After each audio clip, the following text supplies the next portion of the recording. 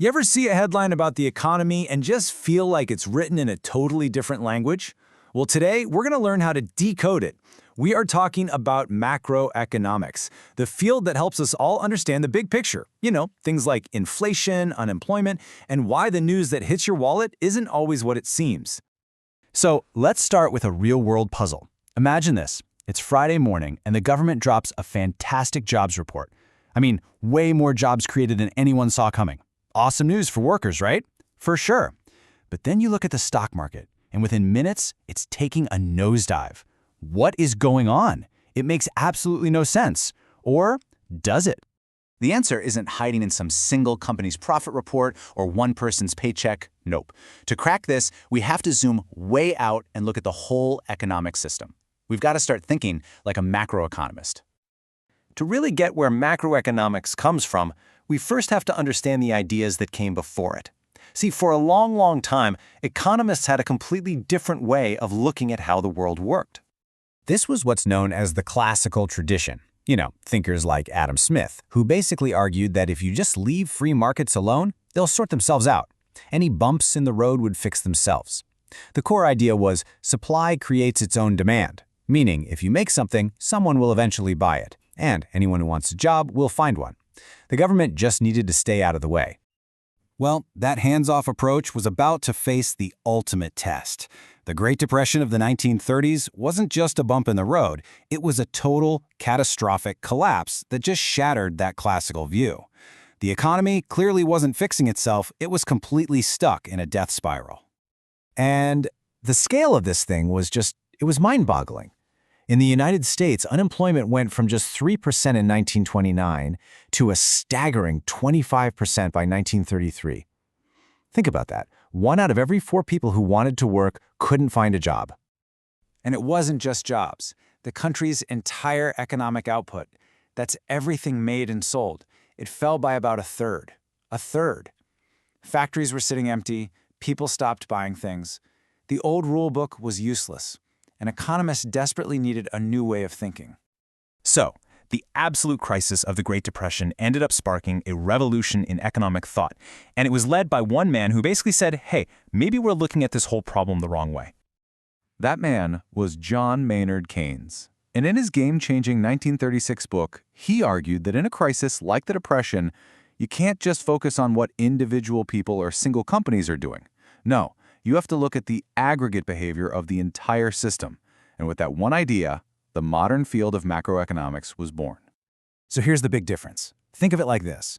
Microeconomics is like looking at a single tree in a giant forest. It's studying one specific company, or one market, or your personal choices as a consumer.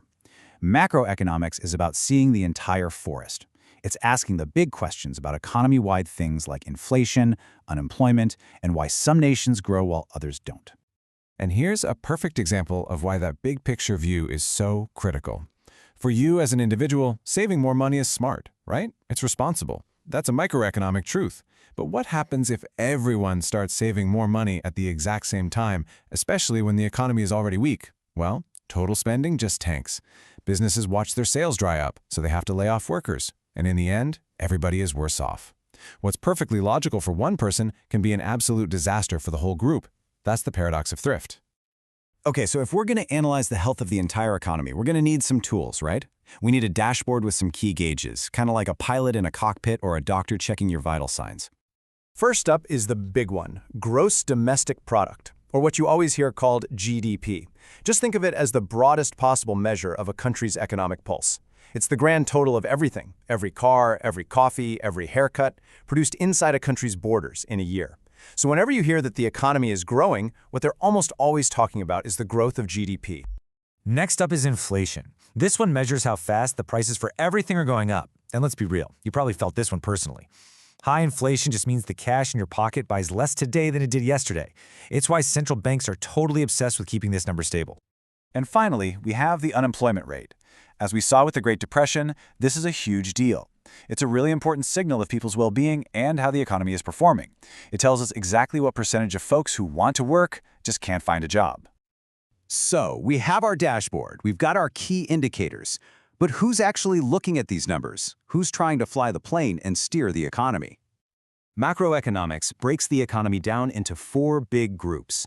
First, you've got households. That's all of us, the consumers. Then you have firms. The business is making and selling stuff. You've got the government, which is taxing and spending. And finally, the external sector, which is all about our trade with other countries.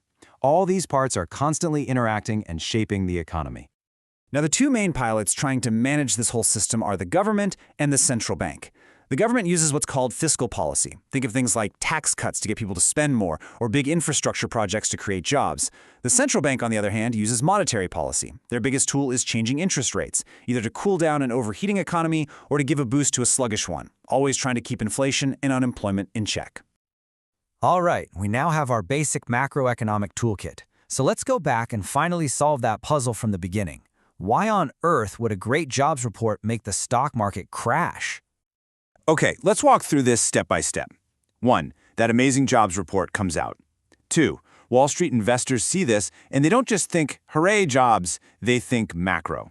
They worry that the economy might be overheating, that too many jobs could push up wages, which pushes up prices, which means high inflation. 3. They know it's the central bank's job to fight inflation, so they immediately bet that the bank is going to raise interest rates to cool things off. 4. Higher interest rates make it more expensive for companies to borrow and expand and for people to buy things. That's likely to hurt company profits down the road.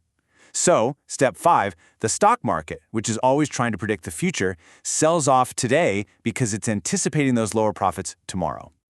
And there you have it. It's a classic macroeconomic paradox. What looks like fantastic news for regular people on Main Street is actually seen as a big red warning flag by investors on Wall Street, and it's all because they're playing chess and thinking 3 moves ahead about what the central bank is going to do. When you get right down to it, this isn't just some abstract theory for a classroom. Understanding macroeconomics is like learning the operating system for our modern world. It's the logic behind huge government policies, major business decisions, and yeah, even your own personal finances. It helps you see the invisible forces connecting everything. Macroeconomics gave us the tools we needed to understand the crises of the last century. But when we look to the future, the challenges are totally new. Are these same ideas going to work in a world that's grappling with AI, climate change, and just unbelievable levels of global debt? Well, that's the big question the next generation of economic thinkers is going to have to answer.